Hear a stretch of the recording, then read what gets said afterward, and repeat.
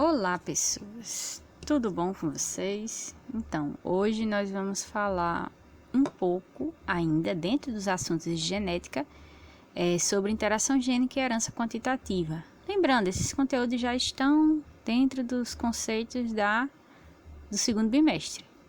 Então ainda a gente vai ver mais um bimestre de genética? Sim, mais um bimestre de genética. Então já sabem, senta, pega uma cadeira, relaxa, bota o fone de ouvido, pega uma caneta, um lápis, um caderno e vamos anotar os pontos principais. Vamos lá. Então, interação gênica. O que seria?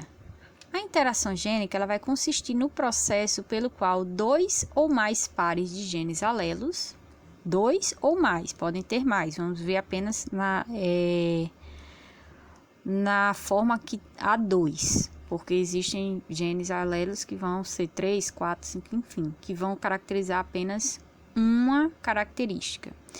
Então, dois ou mais pares de genes alelos localizados em cromossomos homólogos diferentes, então não são o mesmo par, diferente do que nós já vimos, esses não são o mesmo par, são genes em cromossomos diferentes, que vão condicionar conjuntamente um único caráter. Então, nós temos o condicionamento de um caráter só, por exemplo, altura, por dois genes diferentes. Por dois genes em cromossomos diferentes, certo? E aqui eu coloquei para ilustrar. Veja o quê? Que nós temos dois pares de cromossomos diferentes, um com genes alelos A, o outro com genes alelos B, só que ambos eles vão atuar em conjunto para a formação de um único caráter. Então, essa é a característica básica da interação gênica. Então, são dois ou mais genes em cromossomos homólogos diferentes que são responsáveis por uma única característica. Então, o exemplo mais clássico de interação gênica é um exemplo relacionado à formação da crista de uma variedade de galinhas. Vocês vão encontrar os fenótipos e os genótipos, relacionados a isso. Por exemplo, crista nós. A crista nós ela seria dada pelos genótipos com o R e o E, o Rzão e Ezão, que podem ser ou heterozigotos ou homozigotos para características, tendo esse gene dominante nos cromossomos. Então, no cromossomo que carrega o gene E, teria que ter pelo menos um dominante, e no que carrega o gene R, pelo menos um dominante. Então, a crista nós seria formado geneticamente dessa forma, e o fenótipo, a crista nós. A crista rosa, ela já seria formada pela seguinte forma: um dos cromossomos ele estaria em homozigose recessiva, no caso o cromossomo que carrega a letra E o outro poderia estar em homozigose dominante ou em heterozigose, poderia estar Rzão, Rzinho ou Rzão, Rzão. Crista ervilha, nós teríamos o cromossomo que carrega, os cromossomos que carregam o gene R, ele estaria em homozigose recessiva, e o que carrega o gene E poderia estar em heterozigose ou em homozigose dominante. Então, ia ter que ter um Ezão, o maiúsculo, e ou outro Ezão ou um Ezinho. E a crista simples, que seria gerado pela homozigose, a dupla homozigose recessiva. Então, nos dois cromossomos, nós teríamos os dois genes recessivos em atuação. Então, isso aqui é basicamente os genótipos e os fenótipos, que são esperados para esse grupo de animais. Então, passando para o cruzamento, como é que ele ocorre? Nós temos um indivíduo que tem a crista nós, ou seja, ele vai possuir, aqui no caso ele é crista nós, mas ele vai possuir o gene, crista rosa, ele vai possuir o gene Ezinho, Ezinho. Então, Ezinho, Ezinho, que vai ser o homozigoto recessivo, e o Rzão, Rzão, que vai ser o homozigoto dominante. Lembrando que para ter a crista rosa, ele poderia ser ou heterozigoto para esse gene Rzão, ou homozigoto dominante, mas ele tinha que ter pelo menos um dominante. e um indivíduo com a crista ervilha, que no caso ele seria homozigoto recessivo para o gene R. Então ele é homozigoto, ele tem 2 genes R minúsculo para o cromossomo que carrega o gene R.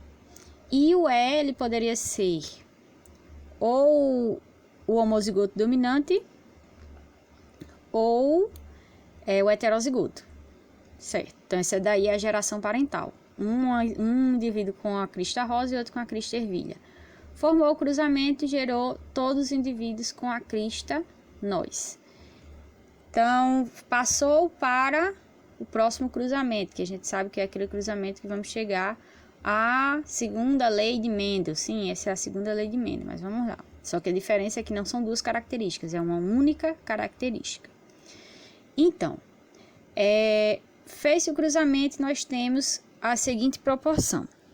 9 dos indivíduos resultantes desse cruzamento entre 2 indivíduos da crista nós, no caso, esses indivíduos da crista nós, eles são o quê? Heterozigoto, duplo heterozigoto. Para os 2 genes, eles são heterozigotos, eles vão possuir o gene dominante e o gene recessivo. Então, 9 desses resultados desse cruzamento, dos 16, vão ser da crista nós. 3 desses vão ter a crista ervilha, os outros 3 vão ter a crista rosa e apenas um vai ter a crista simples. Então, isso aqui é basicamente a proporção fenotípica esperada pela segunda lei de Mendel.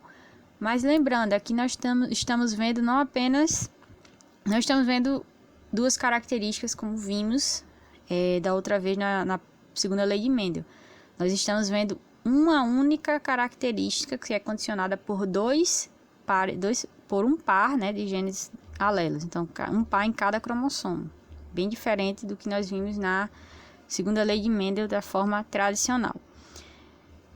Então, outra característica que, de certa forma, obedece à primeira lei de Mendel, a segunda lei de Mendel, aliás, mas ela altera um pouco a proporção dessa lei, é a herança quantitativa.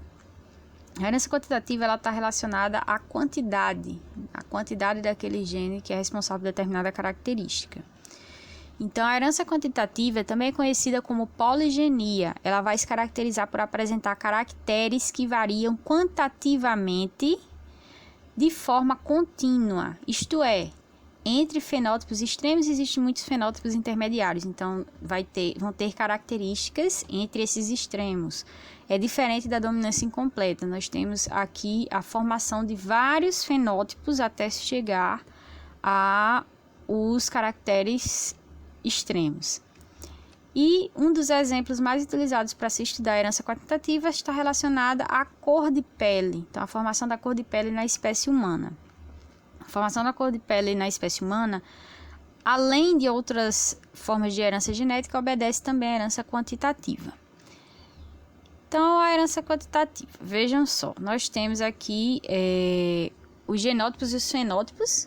Então, nós temos o genótipo de branco, que seria o duplo homozigoto recessivo, e o genótipo negro, que seria o duplo homozigoto dominante. Entre negro e branco, nós temos alguns fenótipos intermediários. E esses fenótipos eles são denominados justamente pela ausência dos genes dominantes que seriam responsáveis pela formação do fenótipo negro. Então, quanto mais genótipos relacionados à formação do fenótipo negro, mais próximo a esse fenótipo extremo eu estaria. Então, por exemplo, o mulato escuro ele teria 3 dos genes dominantes. Lembrando que o negro seriam os 4. Mas o mulato escuro seriam 3, o mulato médio seriam 2, o mulato claro seria 1. E o branco não seria nenhum. Então, seria relacionado à quantidade desses genes dominantes para a formação dessa característica. Então, graças a isso, isso aqui, lembrando que é uma das formas de herança relacionadas à formação das cores de pele. Então, vocês vejam que, graças a isso, nós temos uma grande diversidade de tons de pele. Nós temos vários tons de pele intermediários entre o branco e o negro. E esses tons, eles são dados justamente por esse tipo de herança. Então, quanto mais genes dominantes você carregar, o fenótipo mais próximo do extremo seria. Então, aqui nós temos o quadro de Punnett mostrando basicamente como ocorre essa herança quantitativa. Então, há uma alteração da proporção fenotípica esperada, né, pela segunda lei de Mendel. Vocês vão observar que nós temos os 16 resultados do mesmo jeito, porém, nós temos um 16avos branco, um 16avos negro, certo? E os fenótipos intermediários que estão ali entre esse branco e negro. Vocês vão ver que o mulato médio é o que tem mais, porque ele vai ter metade. Então, ele vai ter metade desses genes branco, metade desses genes negro. Então, ele seria o mulato médio. Nós temos o mulato escuro, que seria os 3 genes, pelo menos 3 genes dominantes, e o mulato claro, que teria apenas um. Então, vejam que essa diferenciação, essa gradação de cores, de tons de pele, ele é relacionado com a quantidade de genes dominantes que o indivíduo vai carregar, vai carregar de cada cruzamento. Então, um indivíduo branco, ele vai carregar o mínimo de genes dominantes, para ser mais exato, nenhum. E o indivíduo negro, completamente negro, ele vai carregar todos os genes praticamente relacionados à formação do tom de pele. E um fator interessante, aí vocês vão perguntar, mas o que é que esses genes têm relação com o tom de pele? Esses genes, eles estão relacionados às células que vão produzir, né, as células da pele responsáveis pela produção de melanina. Então, quanto maior a quantidade de genes, mais melanina você vai produzir. Então, obviamente, mais escura será seu tom de pele. Então, espero que tenham gostado da aula de hoje. Bons estudos para vocês, já sabem.